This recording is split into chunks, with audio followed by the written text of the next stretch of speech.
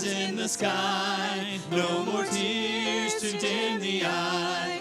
All is peace forevermore on that happy golden shore.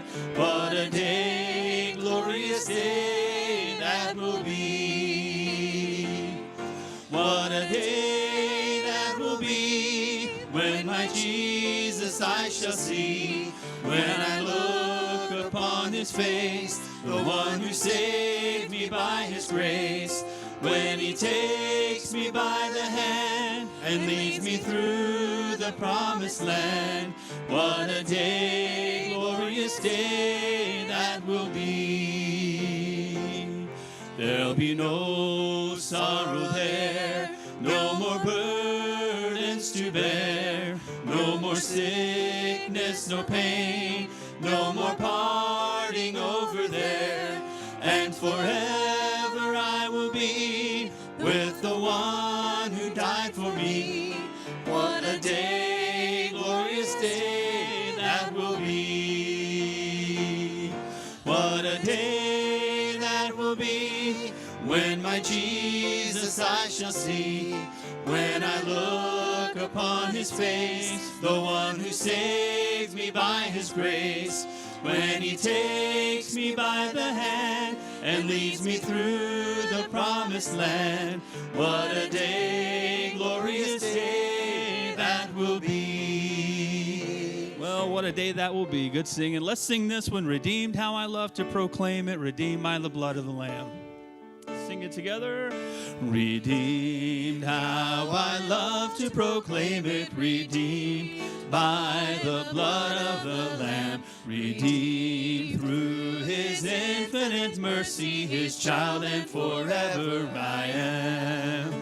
Redeemed, redeemed, redeemed by the blood of the Lamb.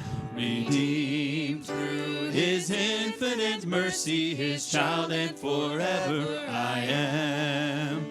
I know I shall see in his beauty the King, in whose law I delight, whose lovingly guardeth my footsteps and giveth me songs in the night. Redeemed, redeemed, redeemed by the blood of the Lamb.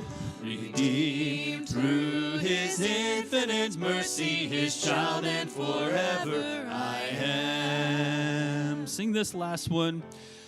Ancient words, holy words, long preserved for our walk in this world. Holy words, long preserved for our walk in this world. They resound with God's own heart. Oh, let the ancient words impart. Words of life, words of hope. Give us strength, help us cope in this world where'er we roam. Ancient words will guide us home. Ancient words ever true, changing me and changing you. We have come with open hearts. Oh, let the ancient words impart. Holy words of our faith. Holy words of our faith, handed down to this age, came to us through sacrifice. Oh, heed the faithful words of Christ. Martyr's blood stains each page. They have died for this faith. Hear them cry through the years. Heed these words and hold them dear. Ancient words ever true, changing me and changing you. We have come with open hearts. Oh, let the ancient words. Sing the chorus one more time. Ancient words.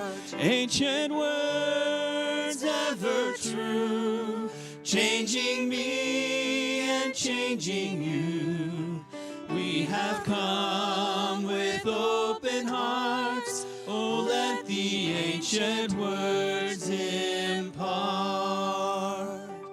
All right, good singing. You may be seated. That's why we're here tonight, to hear the ancient words imparted from the scriptures to us.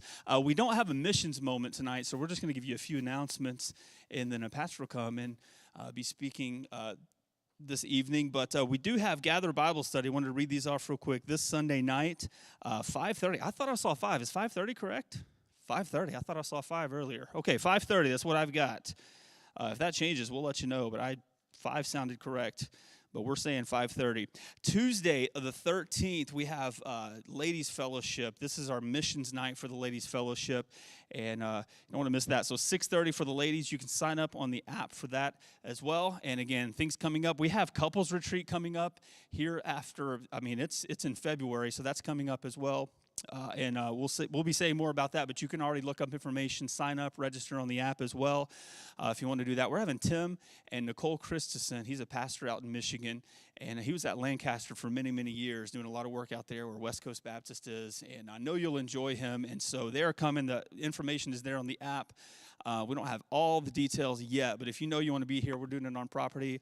We're going to eat on Friday night. There's some information there. So if you know you want to be a part of that, we're going to sign up and we'll be feeding you the details as that day comes quicker, okay? So Gather Bible Study Sunday, Ladies Fellowship Tuesday, and continue to check with us on the app and some other things for sign-ups for those things, okay? All right, that's all we've got. Pastor? Johnny's Steakhouse. Anybody? How many have been here to Johnny's Steakhouse in South Omaha? So that's where we're going for this couples thing on Friday night. So go get a steak or whatever they have there. I'm not really sure what we'll get there, but that'll be a blessing. I'm telling you, I encourage everyone to plan to go to that couples thing because it'll be, I think, really helpful. And you know, we have to constantly work on our marriages, and so I feel like it's a healthy thing for a church to do. And Tim and his wife, they're just delightful people. You'll really enjoy them. So I'm looking forward to it. And a lot of things coming up that'll be exciting. Vision Sunday this week will kind of reveal the new theme for this next year and some of the things going to happen going forward. I really didn't know exactly what I was going to do tonight. I felt like I'm supposed to go to Israel next week. I'm leaning more towards I don't know that it's going to happen. I'm not 100% quite yet, and I'm not sure what's going on there. But see a doctor on Friday and see what goes on there. But so I didn't want to really start a series if I was going to be gone for a couple weeks. And so I just decided to do something maybe different here. And, you know, as I think about 2026, going into it as a church family, there are always certain spiritual feelings that I'd like to have as we go into any season in life. And if I were to I'm going to give a title to this tonight, it would simply be Humility going into 2026. Humility. And you're going to see a contrast between humility and the opposite of that is what we're going to see. So Matthew chapter 23 is where I'd like you to go. We'll go and read much of this passage. I've got a few other thoughts, and then we're going to have a meeting tonight for our annual business meeting, so I'll leave a little time at the end for that. And I've got plenty of time, so I'm not sure. We may be done earlier than we think here anyways. But so Matthew chapter 23, and Jesus really had been dealing with the Pharisees and the scribes for quite some time in his earthly ministry. And they, in chapter 22, had been asking him questions, and he in turn turned around and asked them questions. And that was kind of how he did it. He liked to ask questions, and that kind of stumped them a little bit. And then they stopped asking questions when he started asking them questions back. But he did deal with these Pharisees and scribes quite a bit. And so he now sits down and talks to the multitude and to his disciples, it says in chapter 23. So let's pick it up in chapter 23. I'll read the first 12 verses. Excuse me, I'll have a few comments about it, and then we'll go on from there. The Bible says, excuse me, then spake Jesus to the multitude and to his disciples, saying, the scribes and the Pharisees sit in Moses' seat. All therefore, whatsoever they bid you observe, that observe and do, but do not after their works, for they say and do not. Now, I'll just pause and say this. Truth is truth no matter who it comes from. And so in this case, these guys were not always as spiritual as the Lord would like them to be, because they didn't even do what they were saying that they should do. And we'll talk about this a little bit more later. But what they said to do was still right. And so sometimes truth can come from various sources, and I think we need to be open to hear truth, even no matter who it comes from. But it was a case where they were told, listen to what they say, observe it, and do it. But don't do like them, but do what they say to do, because they're telling you the right thing. Verse number 4, the reason that we don't want to follow them completely, though, is they bind heavy burdens and grievous to be borne and lay them on men's shoulders, but they themselves will not move them with one of their fingers. But all their works they do for to be seen of men. They make broad their phylacteries and enlarge the borders of their garments, and love the uttermost rooms at feast, and the chief seats in the synagogues, and greetings in the markets, and to be called of men, Rabbi, Rabbi. But be ye not called Rabbi, for one is your master, even Christ, and all ye are what? Brethren. You're all brethren. So call no man your father upon the earth, for one is your Father which is in heaven. The Catholic Church might pick up on that, maybe someday, I don't know. Verse number 10, neither be ye called masters, for one is your master, even Christ. But he that is greatest among you shall be your servant. Excuse me. And whosoever shall exalt himself shall be abased, and he that shall humble himself shall be exalted. So he sets the tone in this chapter saying, these guys, we're going to talk about these guys a little bit, and as disciples, I don't want you to become like them. This is not how we're going to do ministry. This is not how ministry should go. And if I have time, I might talk about the top 10 things needed for an effective ministry. We'll see if we have time for that. But here's the deal. Humility is needed in all aspects of life. Jesus was trying to warn his disciples in this multitude not to be like the scribes or Pharisees. Now, maybe you've heard somebody that maybe say something like this: it's so hard for me to be humble. Or I'm not supposed to compare myself to others, but I found that everyone else is a loser. That's maybe a statement that can be made. I'm always right. At least I'm certainly better than anyone else. And that's a sign of living in a small world, you know. And sometimes people, like your young people, they do competition. And I love that, you know, our kids actually do competition that is of a variety of levels, because if they stay at a certain level, they could look like they're, you know, all, you know, greatest basketball players in the world. But then all you got to do is go up just one notch, and all of a sudden you realize that you're not the greatest basketball player in the world. You're not going to be Kobe Bryant or anything like that. You're probably not that. Sometimes we as parents, you know, it's tempting when our child does something well to get a little puffed up about our great parenting skills and our super gifted children. Did you see how amazing my kid is? He's walking already. Well, and my comment to that is they usually do sooner or later. I'm not always as kind to people as they should be, but most of them do walk at some point. But sometimes there's an attempt to even up one another, you know, one up, I guess is the word. You know, my kid, you know, he got all A's and B's, and I'm so proud of him. And then somebody else has got to up him better and say, well, my kid got all A's, you know, and he's also taking violin and learning Mandarin Chinese. So, I mean, you know, just kind of up, you know, one up somebody. The problem is our world, if you are around the regular world, whether it's a political world or just your workplace or the community, many times I think we get insulated as a church. I think that most of our church people we're not this way. And we want to be careful not to let this happen to us. And I'm going to talk at the end about how not to become a Pharisee. You know, how does a Pharisee, you know, come about? But our world specializes in self-promotion is what I would call it. You know, like that's one of the sad, unbecoming characteristics. I love our president and so many things that he does, but that's not a very good characteristic. He does like to self-promote a lot, of course. And I think those that are Christians, we'd like him to read the Bible a little bit more, so he would see, humble yourself before God, and, you know, be careful and let others praise you and not yourself, and those kind of things, because those are Bible principles that he certainly hasn't comprehended yet. And I do appreciate so many things that he's doing, and nobody's perfect. I understand that. And if he is a believer, there's testimony that he did accept Christ, and so I would trust in that. But, the thing is, he's not grown, I don't think, a whole lot spiritually, and so he doesn't know these things. But it would be nice if he would pick up on that stuff, and it would be better for our nation. What made a devil out of Lucifer?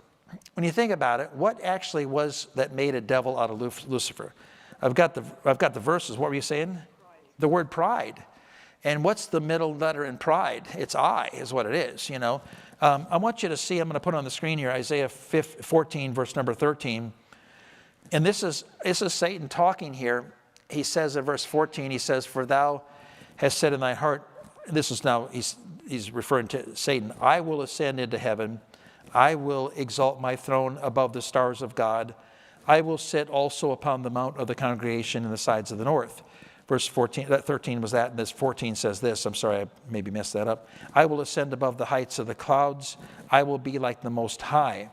So I didn't count there. I think it's like 7 or so times he says, I. It was all about he wanted to be, of course, the greatest and the best. And when we start ever thinking like that, that's going to be a path we don't want to go down, of course. And we don't want our kids to go down that path. I think, again, as Christians, we want to train our children to have humility. And, of course, the eye problem that Lucifer had was pride. He is still deceiving himself. He still thinks he's going to win, and he's not going to win. We know he's not going to win. And we also sometimes, sadly, as Christians, we may deceive ourselves. The Bible talks about that we sometimes can deceive ourselves. And thinking we're something that we're not, we've got to be careful even ourselves.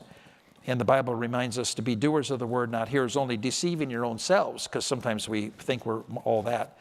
I have a question. Who said he must increase, I must decrease? Who said that? Said it in the back? John the Baptist said it. And what did Jesus say about John the Baptist? Never been a man born among women greater than that man right there.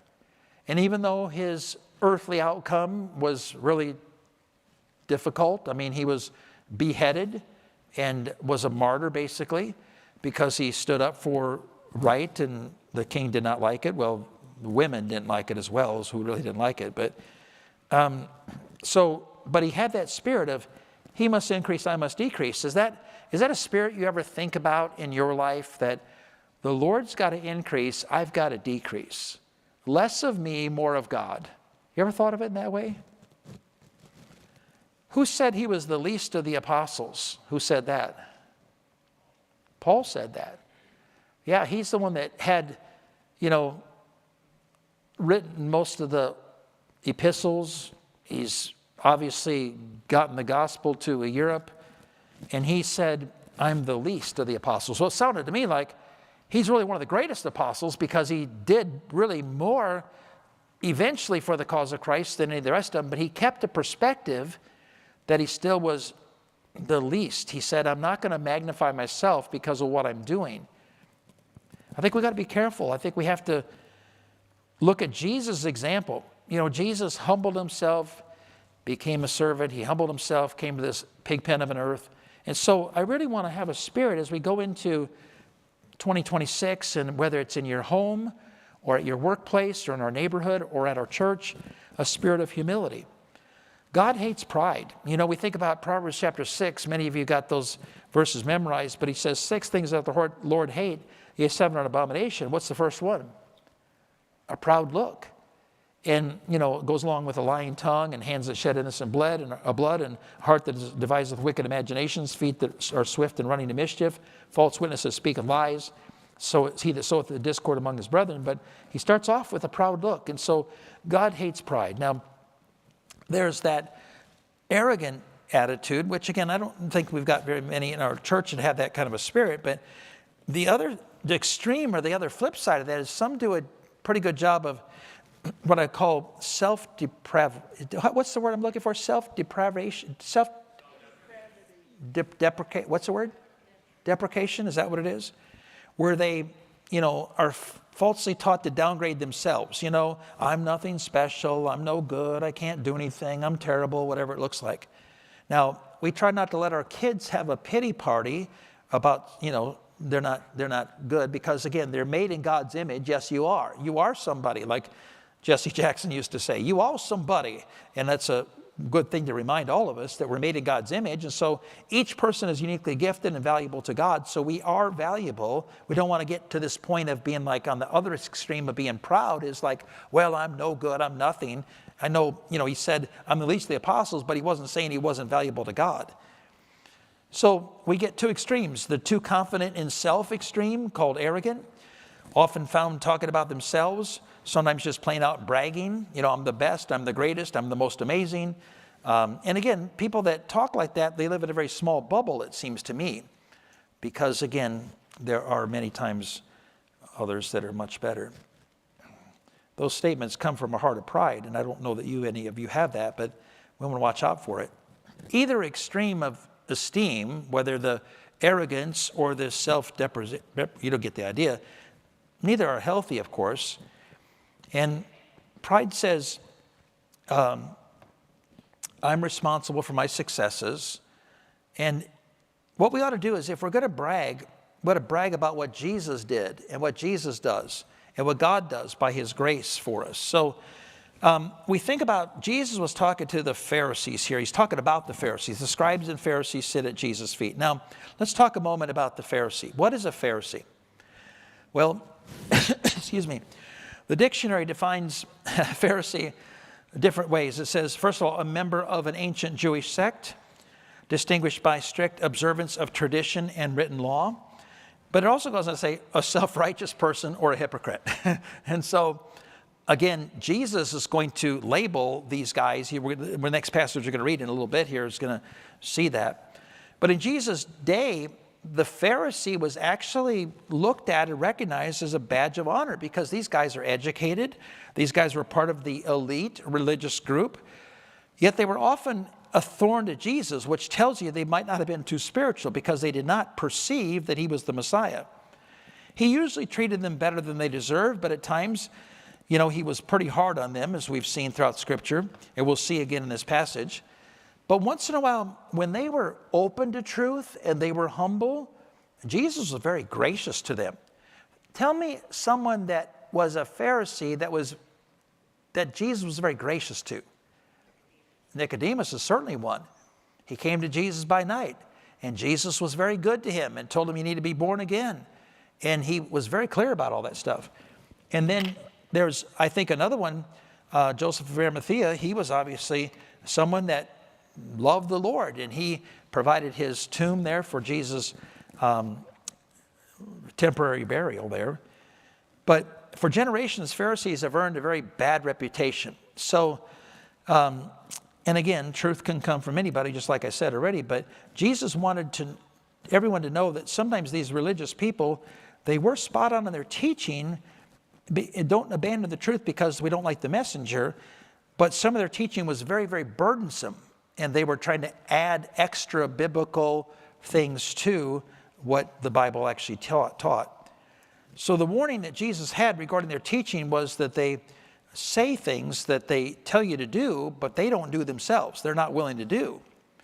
I've often said about parenting, the number one rule of being a parent is you got to be what you want your children to become. So if you don't want your children to lie, then you should not lie. If you don't want your children to steal, you should not steal. If you don't want your children to cuss, you should not cuss. You get the idea. We need to be the example and be what they are needing to have as an example for us. But here's the problem. Parents can become Pharisees. And I've watched this over the years. Sometimes parents, they accidentally, I call it accidental Phariseeism, where they try to teach, do this, and they're hard on their kids, do this, do this, do this. But again, if you were a little 7-year-old or a little 5-year-old or a little 12-year-old, whatever it might be, maybe you wouldn't have been able to do it either at that age. Maybe, maybe not. Be careful that you don't turn into an accidental Pharisee as a parent, expecting your kids to be perfect. I think they ought to have a high standard for our kids, don't get me wrong. I think that they ought to learn how to behave. I think they ought to learn how to obey, and we ought to be teaching them from an infant stage. And 1-year-olds and 2-year-olds and 3-year-olds and all that. When you say come, they ought to come. You should not have to be chasing your kid around. And no matter what age it is, you shouldn't have to be chasing your kid around. But make sure you're willing to be what you're telling them to be and do. So teach what to do and not to do, and be willing to also do those things yourself. The same with spiritual leaders. You know, here I'm a pastor, spiritual leader. I can't say you should tithe, you should give to missions, you should give to alms, you should give to the vision fund, whatever it may be, if I don't do it. That'd be a terrible thing. It was sad that there was a pastor that took a church, and the church had a kind of a skeptical eye about, especially one certain guy, and that was called the treasurer. And he always had a skepticism about the pastors that they had. And they had what they thought were decent pastors, but they got a new pastor, and this guy was still skeptical watching him there for the first month or so, and then the next month. And finally, after a few months, he came up to the pastor and said, "Congratulations, you're the first pastor I've ever had that tithed." That's pretty sad, isn't it? And by the way, the tithe is the Lord's, no matter if you're a pastor or if you're you. So I'm not going to rob God by taking the tithe. You shouldn't rob God either by taking the tithe. We're talking about money tonight. You should make sure that you're faithfully giving back to the Lord 10%. That's the Lord's money. That's the tithe. And God will help you. God will bless you. God will open up the windows of heaven, like the Bible says. He'll pour out blessings, rebuke the devourer for your sake. I think there's a lot of blessings that come from people that obey the Lord, and giving is certainly one of those. But spiritual leaders can't say do this if they don't do this. I can't say love your neighbors if I don't try to love my neighbors myself. And you, as whether you're a teacher in this room or whatever you are, you've got to, again, be what you expect your students to be. Sometimes, again, leaders of any type impose ridiculous, impossible policies or rules that they won't follow themselves or expect from others. Nebuchadnezzar, by the way, would have made a great Pharisee, right? Wouldn't you agree? Nebuchadnezzar tells, the wise men of his day, I dreamed a dream. I can't remember what the dream is, but tell me what the dream is, the interpretation of it, and I will make you like second in the kingdom. If you don't, I will cut you in pieces. That guy was just crazy, outright crazy. And sometimes people parent like that. You better do this or I will, that's just sad. But that is a sign of a hypocrite right there. Now, political hypocrisy has been evident for quite a while. When I hear somebody like, I'm not a big fan of Tim Walz, just so you know. I don't mind publicly saying that. I'm from Minnesota. I've watched Minnesota politics for many, many years since I was there. I was involved in politics when I was in Minnesota. I got kind of disgusted with it, to be honest with you. I got out of it partly because I was disgusted and part of it because I went into ministry. But what I see is sometimes, again, I see him saying, I'm stopping fraud. And then they got $9 billion of the fraud in the Somalians. It's just kind of a ridiculous statement there. And I really am hoping. By the way, this is what I do like about our current administration. Man, I hope they clean up a lot of garbage. I hope they do, because there probably is a lot of garbage that needs to be cleaned up. And we ought, again, be praying for our leaders that they have wisdom in these things. Okay, I'm going to go back to the Bible. I'm going to read 13 to 33, and then we're going to see how Jesus, what did he say to these Pharisees? Let's do that next. Verse 13. The Bible says this, "But woe unto you, scribes and Pharisees, hypocrites! For ye shut up the kingdom of heaven against men, neither go in yourselves, neither suffer ye them that are entered in to go in." Verse 14, "Woe unto you, scribes and Pharisees, hypocrites! For ye devour widows' houses, and for a pretense make long prayer. Therefore ye shall receive the greater damnation." I think God has a special place in his heart for widows, and people taking advantage of widows. That's a pretty sad situation. Verse 15, "Woe unto you, scribes and Pharisees, hypocrites! For you compass sea and land to make one a proselyte, and when he is made, you make him twofold more the child of hell than yourselves." That's what I feel like some false religions, they do that. Verse 16, "Woe unto you, ye blind guides, which say, Whosoever shall swear by the temple, it is nothing, but whosoever shall swear by the gold of the temple, he is a debtor. Ye fools and blind, whether is greater the gold or the temple that is sanctified, that sanctified the gold. And whosoever shall swear by the altar, it is nothing, but whosoever shall swear by the gift that is upon it, he is guilty. Ye fools and blind, whether is greater the gift or the altar that sanctified the gift. Whoso therefore shall swear by the altar sweareth by it, and by all things thereon. Also, and whoso shall swear by the temple sweareth by it, and by him that dwelleth therein. And he that shall swear by heaven sweareth by the throne of God, and I can't read very well, and him by him that sitteth thereon. Verse 23, woe unto you, scribes and hypocrites, for ye pay tithe of mint and anise and cumin, and have omitted the weightier matters of the law, judgment, mercy, there's a big one right there, faith, that's a big one. These ought ye to have done, and that's again another emphasis that he's saying the tithe, yes, is the Lord's. You should do that, but what you have done, you should not leave these other things undone. And you're talking about your tithe, making sure that that's all perfect, but you're leaving mercy, judgment, and faith. Verse 24, ye blind guides which strain at a gnat and swallow at a camel. Woe unto you, the scribes and Pharisees, hypocrites, for ye make clean the outside of the cup and the platter, but within are full of extortion and excess. There's a facade there. Verse 26, thou blind Pharisee, cleanse first that which is within the cup and the platter, that the outside of them may be clean also. Woe unto you, scribes and Pharisees, hypocrites, for ye are like unto whited sepulchres, which indeed appear beautiful outward, but are within full of dead men's bones and all uncleanness.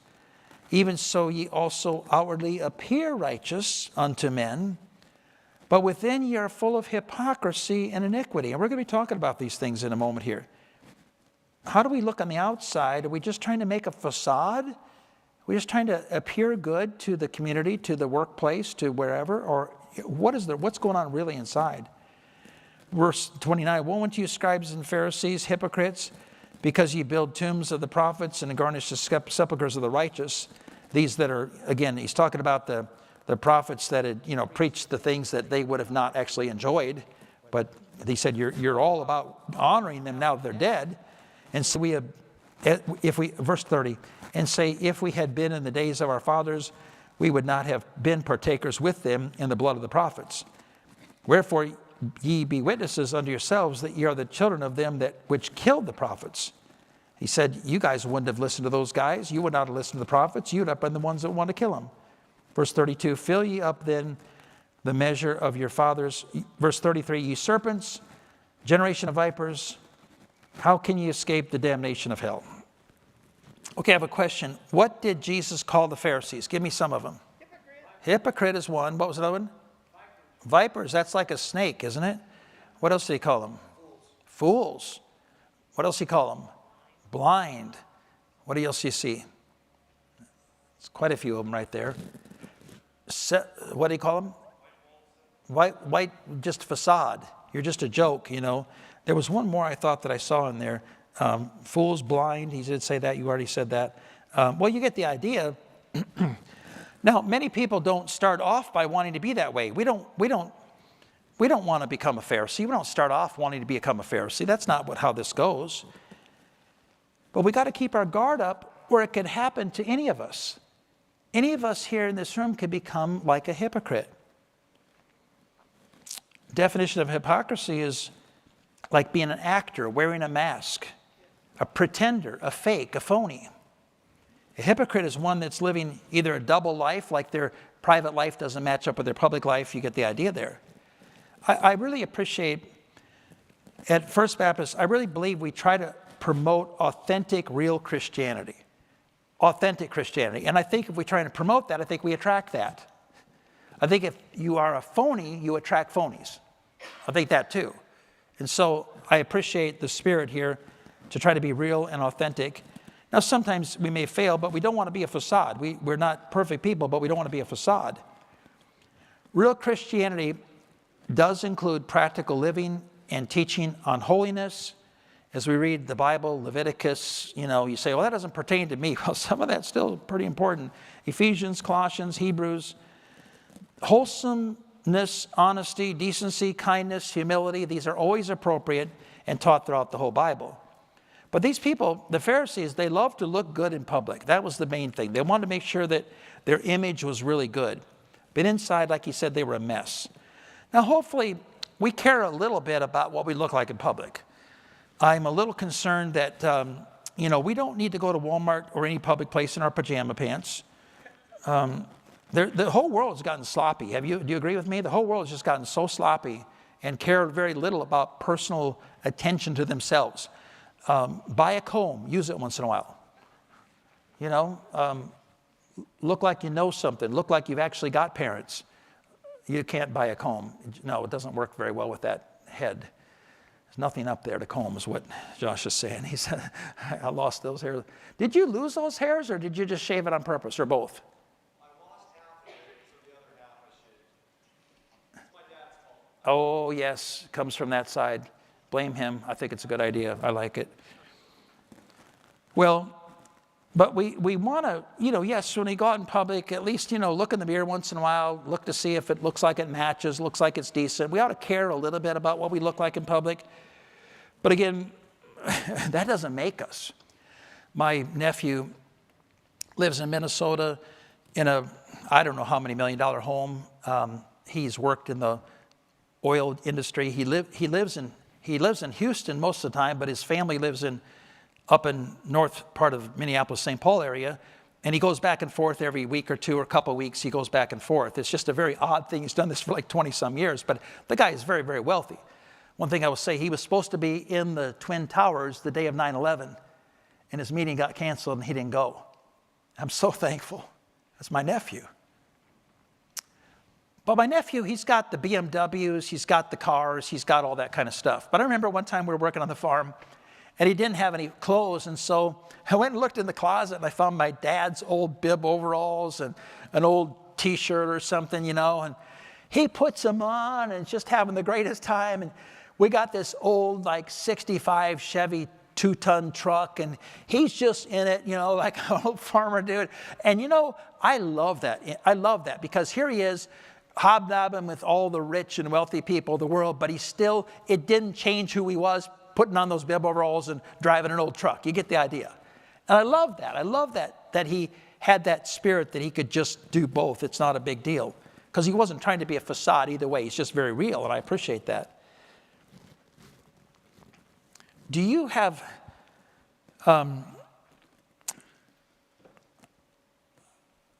I will say more, but I'm going to say a little bit more about this idea of how you present yourself. Be clean, have self-respect, but our clothing brand doesn't really make us. I think sometimes people feel like a certain brand, I know I'm wearing that brand, at least I know I'm cool. Other people may not even realize what you are, but you think you're pretty cool because you got that brand. That doesn't make you. A model or a year of car or a make of car doesn't make us either. It's great if you have a nice car, if you live in a nice house. But again, if you're just interested in image, and especially if you're just spending money to keep up with that image, and especially some people do that and they don't even tithe. They don't give to missions. They don't do anything for the Lord. That sounds a little bit more like a Pharisee Christian to me. And I have a question too. Do you think do you have a problem being transparent? Do you have a problem like having people get to know the real you? Are you ever concerned about somebody stopping by your house and walking through your house and seeing how you really live? It'd be interesting to know what the homes are really like. Hopefully, you're not going to be a lot different in public than you are in private. Hopefully, you don't change your language. Hopefully, you don't change your spirit. There's a story I read that this guy, he was at a restaurant, a Christian family, and this guy is praying, and he prays really loud. And it's like, why do you pray so loud? And then the little boy said, yeah, you don't even pray at home. Like, ooh, you don't even pray for the food at home, but you just did this in the restaurant. What was that all about? I hope we don't have a problem being very transparent, allowing people to know the real us. Allow people to come to your home. It doesn't have to be perfect. No home is perfect. If you came to our house right now, we're going to have company tomorrow night. Well, we're going to vacuum because we haven't vacuumed since Thanksgiving. Because I vacuum and I've got pneumonia. I can't do that when I got pneumonia. You know what I'm saying. I probably will tonight or tomorrow, I suppose. Or my wife probably will. We'll clean it up a little bit, but it's not bad. But it's just like we just haven't vacuumed. But, you know, it's not still like it's trashy at all. My point is, stop trying to live a facade. Just be you and allow people to come into your life and allow there to be just transparency. I think kids in Christianity, for the sake of our children and our testimony, if we are a facade, that'll turn off our kids as quick to Christianity as anything. It'll just turn them off. They're going to be like, I do not want this fake. I don't want to be like that. And I'm concerned because we want to have our next generation know the Lord, follow the Lord, live for the Lord. Now, I'm not saying you reveal all the wicked that you are, but be real. All right. So I've got 3 quick thoughts here, and I'll have this on the screen here. The first one, Pharisees were often identified by what they thought. What did they think of themselves? Tell me again, what did they think? They thought what? Give me an answer. They were better than others. That's what they thought. They thought that they were better than everybody else, which again is why we started with this whole thing about, I don't want to compare, but I'm better than everybody else. Those people are just idiots, And, we have to be careful with that spirit. They thought they were better than themselves. The second thing is the Pharisees were often identified by what they taught. And again, they taught these extra biblical traditions and rules, and they insisted on adding this yoke. And that caused a lot of dispute, even in the book of Acts, about Christian liberty. Acts chapter 15, verse number 10. It says, now therefore, why tempt ye God to put a yoke upon the neck of the disciples, which neither our fathers nor we were able to bear? And again, as we think about Christianity, I have been pretty, I would say, giving liberty to people. I've come to the conclusion, I'm going to teach the truth, and if you want it, it'll be available, but you're the one that's going to have to face God.